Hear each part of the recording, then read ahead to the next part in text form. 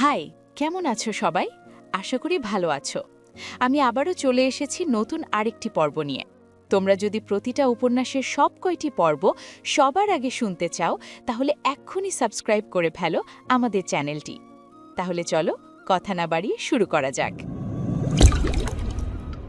দুপুর 2টোর সময় কলেজ ছুটি হয়। গুড়ি গুড়ি বৃষ্টি পড়ছে আকাশ থেকে, আর তার সাথে তাল মিলিয়ে মৃদু বাতাস বয়ে যাচ্ছে। শান্ত নির্জীব প্রকৃতি অশান্ত রূপ ধারণ করে। করিডোরে বৃষ্টির বিন্দু বিন্দু পানির ঝঙ্কার শোনা যায়। ক্লাস ছুটির পর প্রায় সব ছাত্রছাত্রী বাড়ি চলে গেছে। বৃষ্টির বেগ এত তীব্র নয়। উষ্ণ শীতের মৌসুমে এমন বর্ষণ স্বাভাবিক, তাই এই বৃষ্টি থামার অপেক্ষা করে লাভ নাই। মেঘ আর অ্যাড্রিয়ান গাড়ি করে চলে গেছে। নোহাও ক্লাস ছুটি হলে লাইব্রেরিতে গিয়েছিল প্রয়োজনীয় বই সংগ্রহ করতে, তাই একটু দেরি হয়ে গেছে। লাইব্রেরি থেকে বের হয়ে নুহা কলেজ করিডোরে আসে। কাল রাত থেকে আকাশে কালো মেঘের অভিভাব দেখে নুহা আশঙ্কা করেছিল আজ হয়তো বৃষ্টি পড়বে, তাই ব্যাগে ছাতা ভরে রেখেছিল। সারা কলেজ জুড়ে এখন নিস্তব্ধতা। কলেজ গাউনে আশেপাশে কোনো ছাত্রছাত্রী নাই, সবাই বাসায় চলে গেছে। নুহারও এখন চলে যাওয়া উচিত। নুহা কাঁধে ঝুলন্ত ব্যাগ থেকে কালো রঙের একটা ছাতা বের করে তা নিয়ে হাঁটা শুরু করে। কলেজ গাউনের মাঝ অবধি যাওয়ার পর হঠাৎ তার চোখ চায় কলেজের পূর্ব পাশে এক ছোট্ট পুকুরের দিকে। ওইটা পুকুর নয়, বরং ছোট সুইমিং পুল। কলেজের ছাত্রছাত্রীদের একান্ত সময় কাটানোর জন্য তৈরি করা হয়েছে। নুহা পুকুর দেখে নয়, পুকুরের পাশে থাকা এক বেঞ্চের উপর থাকা এক যুবকের শরীরে পরাহিত শার্ট দেখে চমকে যায়। এই শার্টের কালার ভীষণ পরিচিত তার। কোথায় দেখেছে? মাথার উপর চাপ প্রয়োগ করার পর মনে পড়ে, আরে এই শার্ট তিহানের। তিহান নামটা মনে পড়তেই নুহা চমকে ওঠে। তিহান এখানে কি করবে? শেষ ক্লাস আগে একবার তিহানকে দেখেছিল, কিন্তু এরপর দেখেনি। প্রথমে নুহার একটু টেনশন হলেও পরে ভাবল হয়তো তিহান বাসায় চলে গেছে। কিন্তু না, তিহান বাসায় যায়নি, কলেজে ছিল। তবে ক্লাস কোনো করেনি। তাছাড়া কলেজ ছুটি হয়ে যাওয়ার পর সব শিক্ষার্থী চলে গেছে, কিন্তু তিহান এখনও কেন যায়নি? পুকুর পাড়ে বসে আছে কেন? তবে এত দূর থেকে স্পষ্ট বোঝা যাচ্ছে না বেঞ্চে বসে থাকা মানুষ কি সত্যি তিহান না অন্য কেউ। নুহা কি গিয়ে একবার দেখবে? প্রায় 5 মিনিট পর নিজের মনকে শান্ত করে নুহা এগিয়ে যায় পুকুর পাড়ের দিকে। পুকুর পাড়ে বেঞ্চের কাছে গিয়ে সে পুনরায় অবাক হয়, এইটা সত্যি তিহান। বৃষ্টির বিন্দু বিন্দু ফোঁটা গড়িয়ে পড়ছে তিহানের উস্কো চুল বেয়ে মুখশ্রীর উপর। সরু কাঠের তৈরি বেঞ্চের উপর শরীর হেলান দিয়ে বসে আছে। মাথা উঁচু করে পুকুর পানে অপলক দৃষ্টিতে অদ্ভুত ভঙ্গিতে তাকিয়ে আছে। পুকুর পানে আপন মনে তিহানকে তাকিয়ে থাকতে দেখে নুহা সেই দিকে তাকায়, কিন্তু জলের সুবিশাল রাশি আর নিস্তব্ধতা প্রকৃতির মাঝে পাখির কোলাহল ছাড়া আর কিছুই শুনে পায়নি। নুহা এবার যথেষ্ট অবাক হয়ে যায়। তিহান ঠিক আগের মতো বসে আছে। নুহার আগমন কি সে টেরি পেয়েছে তা বোঝা যায় না। নুহা এবার বলে ওঠে, তিহান কি হয়েছে আপনার? কলেজ ছুটি হয়ে যাওয়ার পরও এখানে বসে আছেন কেন? বাড়ি যাবেন না? নুহার ডাক হয়তো তিহানের কান অবধি পৌঁছায় না। সে এখনও নির্লস ভঙ্গিতে বসে আছে। নুহা পুনরায় ওর কাছে গিয়ে বাধ্য হয়ে শরীরে মৃদু ধাক্কা দিয়ে বলে ওঠে, তিহান শুনছেন আমার কথা? এমন অদ্ভুত ব্যবহার কোন করছেন আপনি? তিহান। তিহান এখনও শান্ত। নুহা খেয়াল করল তিহানের চোখ বেয়ে টপটপ পানি গড়িয়ে পড়ছে। তিহান কি কান্না করছে, না বৃষ্টির পানি? নুহা সন্দেহবোধক দৃষ্টি নিয়ে এগিয়ে যায় তিহানের কাছে। এরপর ওর সম্মুখে দাঁড়িয়ে ওর মুখশ্রী পর্যবেক্ষণ করে। সত্যি তিহান কান্না করছে, কিন্তু হঠাৎ কান্না করবে কেন? কোনো পার্সোনাল প্রবলেম কি হয়েছে? না হলে তিহানের মতো এমন হাসি খুশি থাকা ছেলে কখনো কান্না করে না। নুহা তিহানের মুখ উপরে তুলে আলতো হাতে ধরে বলে ওঠে, তিহান কি হয়েছে তিহান? আপনি কান্না কেন করছেন? সম্মুখে থাকা নারী নুহা না অন্য কেউ তা তিহান দেখল না। নিজের মনের শত কষ্টের প্রকাশ করতে নুহার কোমর জড়িয়ে হাউমাউ করে কেঁদে ওঠে। হঠাৎ তিহানের এমন ছোঁয়ায় নুহা অবাক হয়। তার শরীর কেঁপে ওঠে। হাতে থাকা ছাতা মাটিতে গড়িয়ে পড়ে যায়। নুহা স্থির হয়ে দাঁড়িয়ে পড়ে। তিহানের কান্নার বেগ বাড়ল। নুহার পেটের উপরে তার মাথা চেপে ধরে তিহান। নুহা শান্ত হয়ে তিহানের মাথায় হাত রেখে প্রশ্ন করে, তিহান কি হয়েছে আপনার? কান্না করছেন কেন? কোনো সমস্যা হয়েছে? বাসায় কি কেউ অসুস্থ? নুহার কথায় তিহান অস্পষ্ট স্বরে গুমিয়ে বলে ওঠে, মেঘ আমায় ভালোবাসেনি নুহা, ও অ্যাড্রিয়ানকে ভালোবাসে। মেঘ ভালোবাসেনি মানে? নুহার মনে এই কথাটা তীরের মধ্যে বিঁধে যায়। নুহা যেন হতভম্ব হয়ে যায়। মেঘ তিহানকে কেন ভালোবাসবে? আর তিহানকে মেঘের জন্য কান্না করছে? আদ্রিয়ানকে যে মেঘ ভালোবাসে, তাদের দুজনের মধ্যে প্রেম ঘটিত কোনো সম্পর্ক রয়েছে তা নুহা আগেই ঠিক ধারণা করেছিল। আর আজ দুপুরে তার ধারণা সঠিক প্রমাণিত হয়েছে। কিন্তু এর জন্য তিহান কষ্ট পাচ্ছে কেন? নুহার মাথায় তখন একটা কথা মনে হয়। সে অবাক হয়ে ভাবে, তিহান কি মেঘকে ভালোবাসতো? মানে সিরিয়াসলি? কিন্তু কখন প্রেমে পড়ল সে তিহানের? আর মেঘও কি তিহানকে ভালোবাসে? না, ও তো আর্দ্রকে পছন্দ করে। তবে কি তিহান একতরফা মেঘকে পছন্দ করত? এই জন্য কি আজ কেবিনের বাহিরে ওদের একসাথে দেখে তিহানের মুখ চোখ এমন হয়ে গিয়েছিল? আর সকালে যে আত্মীয় শব্দটা শুনে তিহান মনমরা হয়েছিল, তার কারণ তিহান মেঘকে ভালোবাসত? সব কথা যেন নুহার মাথার উপর দিয়ে চলে যায়।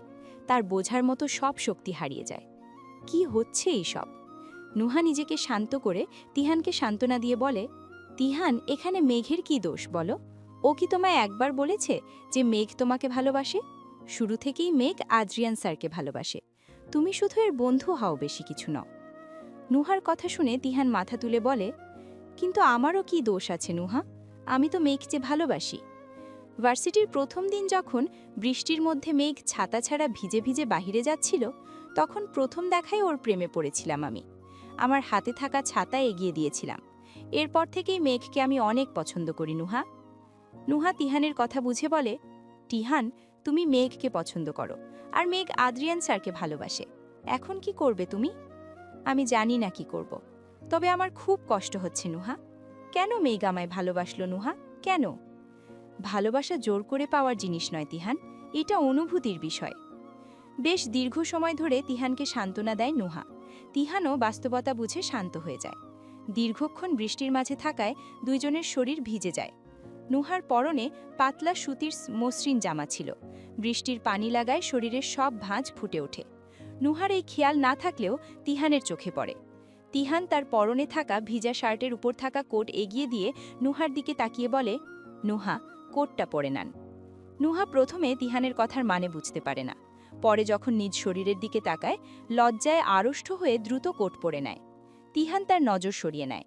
মাটিতে থাকা ছাতা উঠিয়ে নুহা হাতে নিয়ে তিহানের মাথায় ধরে আর বলে, তিহান, চলুন, এখান থেকে যাওয়া যাক, বাসায় ফিরতে হবে আমাকে।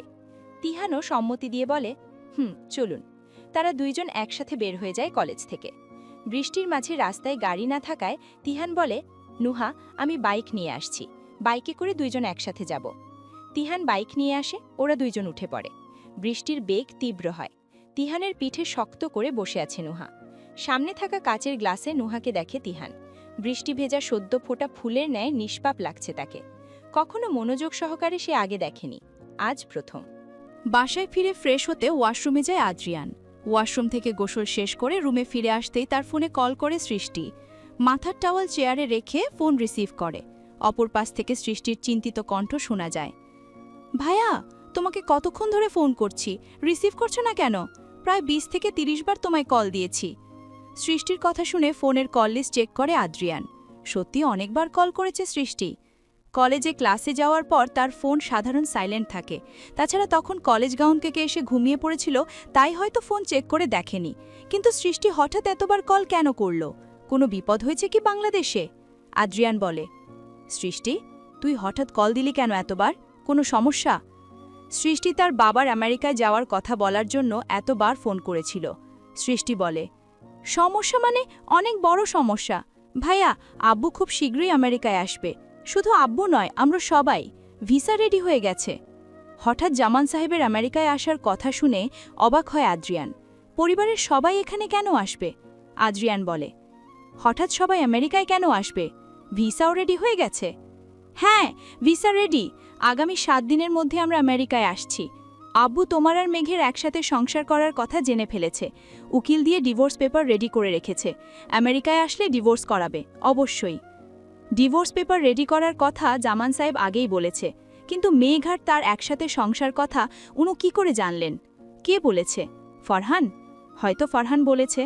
তবে জামান সাহেব যে জেদি, উনি যদি বলেন ডিভোর্স করাবে মানে অবশ্যই হবে। কিন্তু আদ্রিয়ান মেঘকে ছাড়া থাকতে পারবে না, অসম্ভব। আদ্রিয়ান শান্ত কণ্ঠে বলে ওঠে, সৃষ্টি, আব্বুকে বল ওনার আমেরিকা আসার প্রয়োজন নাই। আমি আর মেঘ খুব শীঘ্রই বাংলাদেশে আসব। কিন্তু ভাইয়া, আব্বু কি শুনবে?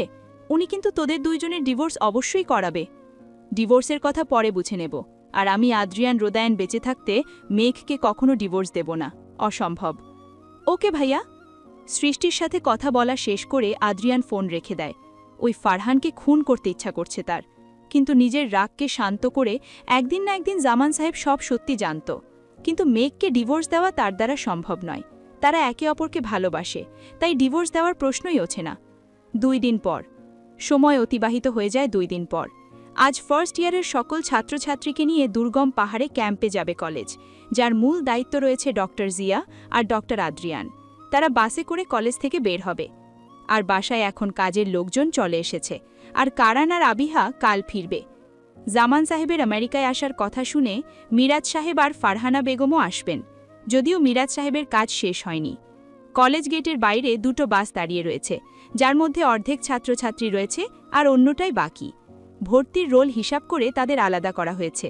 বাসের সিটের হেলান দিয়ে বাইরে তাকিয়ে আছে মেঘ, তার সিট জানালার পাশে। তার সাথে নুহা বসে আছে।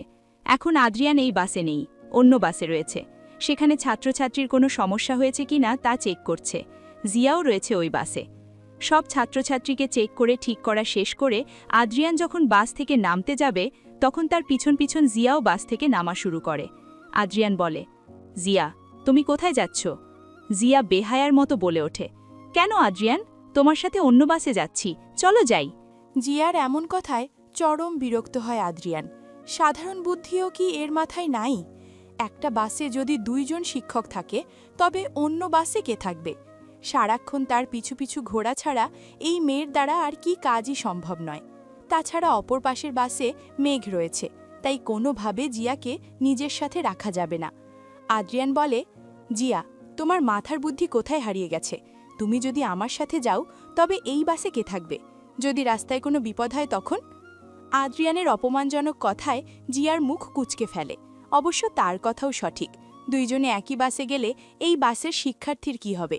কিন্তু সারা রাস্তা আদ্রিয়ানের সাথে যাওয়ার সুযোগ সে মিস করতে চায় না। জিয়া বলে, আদ্রিয়ান, রাস্তায় কি বিপদ হবে? আর বাসে টিচার না গেলে প্রবলেম হবে না। তাছাড়া ওরা যথেষ্ট বড় স্টুডেন্ট, কোনো প্রবলেম হলে ফোন করে জানাবে। আদ্রিয়ান এইবার ধমক দিয়ে বলে ওঠে, জিয়া, তোমার এই বাসে করে যেতে কি সমস্যা শুনি? আমার সাথে কেন যেতে হবে? কিন্তু আদ্রিয়ান, চুপচাপ বাসের ভিতরে যাও জিয়া, আমাকে যেন দ্বিতীয়বার বলতে না হয়, ইডিয়েট।